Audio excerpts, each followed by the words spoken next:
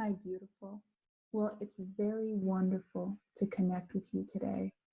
So I feel so drawn to talk just a little bit about forgiveness. Now, there's been much shared on forgiveness, but we're going to share a few more perspectives with you that might help you forgive yourself, others, anything or anyone you need forgiving on a deep, core, lasting level. All right.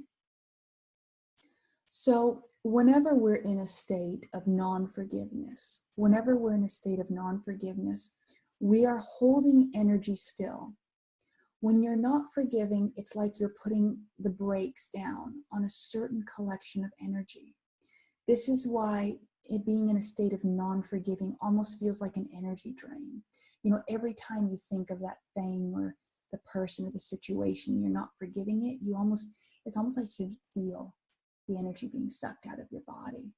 Because when you're reinforcing that perception of non-forgiveness, you're feeding into this locked energy pattern. And this locked energy pattern, you can feel it somewhere on your body. A lot of times it's like a tightness in your gut or in your heart. Sometimes it's a tightness in your throat if you feel you can't speak out. Sometimes on your back, there's a lot of different places that this can manifest, really depending on you and how you perceive the situation.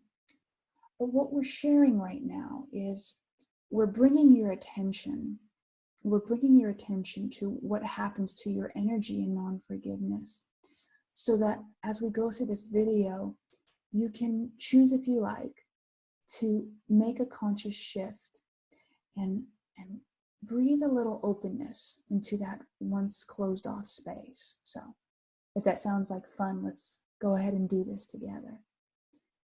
So, like we said, in a state of non-forgiveness, it feels almost closed and clenched up.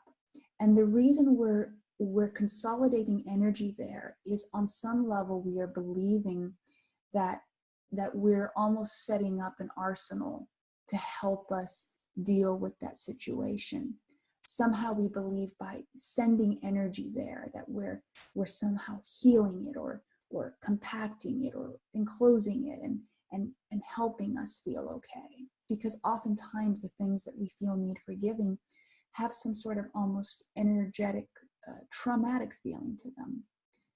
Now, what happens though, as well-meaning as we are with ourselves and trying to barrier in that energy, what ends up happening is that energy ends up being, like we say, sort of slowed down and blocked.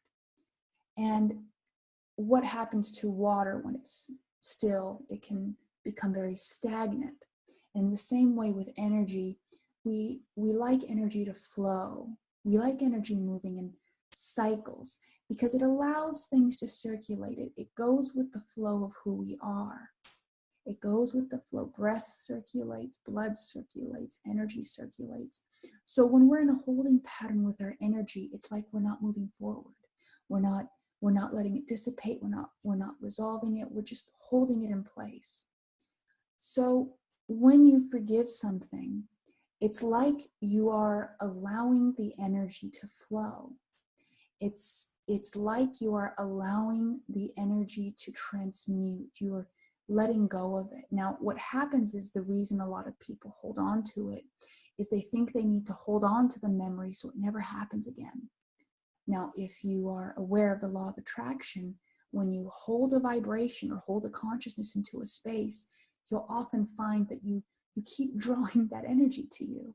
It almost acts like a magnet for the thing that you think you're trying to avoid. An example of that might be if you haven't forgiven a relationship, you haven't forgiven one, so you leave that relationship or it ended and you get into a new relationship and it feels like a repeat of the previous one, and you go, how can this be? And maybe you leave that one and you have another repeat, and it's like, why do I keep attracting these? And it's an attempt that you are having to reflect to yourself of the energetic space you are holding in your field.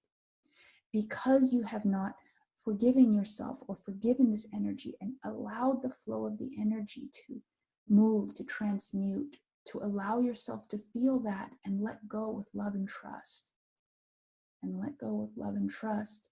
Because you hold on to it, you call out to that experience, you call out to that vibration, and thus it keeps coming into your life. It keeps cycling in your life. And it doesn't need to just be relationships. This could be your relationship with money, with your body, with friends, with all kinds of experiences. And if you have a very keen and honest eye with yourself, you will see that you repeat cycles within cycles of your life. You have also done this within cycles of your lifetimes. And in fact, your life, the way you feel it, can almost be like a mini reel, like a movie reel, right? Of all the different experiences you have accumulated up until this now point. We just continue to evolve them. Now, every time you do it, it does shift. This is not to say you're in a Groundhog's Day holding pattern. You do continue to express these cycles until you're done with them. And you're done with them when you have resolved, forgiven, released, accepted, transmuted, let go, allowed, however you would like to frame that, the energy of it. I always say our experiences and the people in our life are our greatest teachers. They teach us because if there's anything that annoys us or frustrates us about a situation or a person, it's not them. It's us. It's us. Because there is nothing that anyone can do. When I am centered and balanced within who I am, there is nothing that anyone can do to throw me off of my center. There is nothing anyone can do to throw you off of your center unless there is something that you have not chosen to resolve, look at, forgive, let go. Now, this isn't something we are saying as a blame. In fact, this is something we are saying with excitement and awareness. Because when you start to look at life and any situation of forgiveness or of challenge or frustration, when you start to look at it as an indicator of your path of greatest expansion and evolution, then you start having a different perspective when hard things come in your life.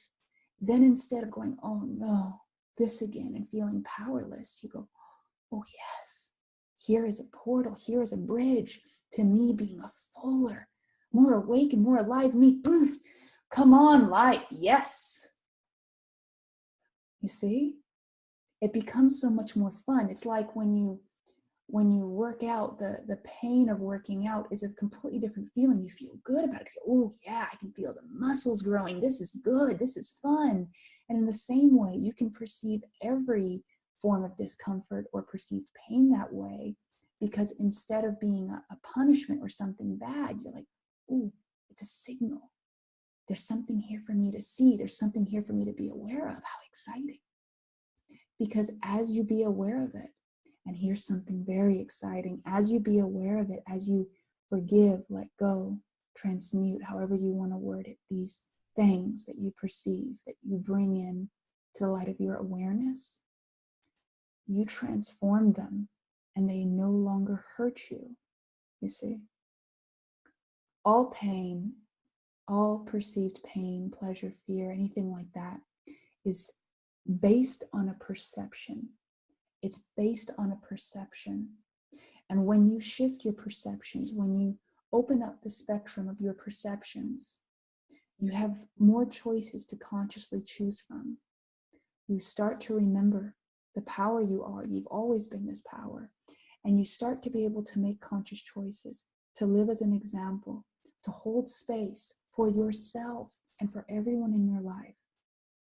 When we all remember the power we are, as we are all remembering the power that we live as the evolved beings, the evolved earth, the evolved universe we have always wanted to see. So in this message of forgiveness, of self-forgiveness, of other forgiveness that we've begun to talk about is a deeper message of, in loving yourself, in forgiving yourself, in forgiving others, and knowing that we are all doing the best with the awareness that we are at right now. And the more aware that we choose to be, the more awareness we can demonstrate with others, the more others can remember to be aware, the more this whole world awakens to itself. We are all here to live this life together. Every single person, every single situation in your life is your brother, your sister, and your teacher. The more you love them, the more you allow yourself to see your reflection in all things, and to love this reflection, no matter how unlovable it once seemed,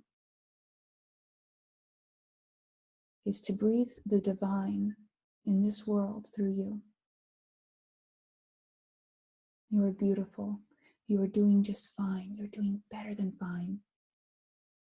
You are doing better than fine. You are radiating and radiant, and we are so grateful to have you here now and always. Remember that no matter how confusing or shifting anything seems, you are right where you need to be. We see you, we feel you, all is well. Trust you.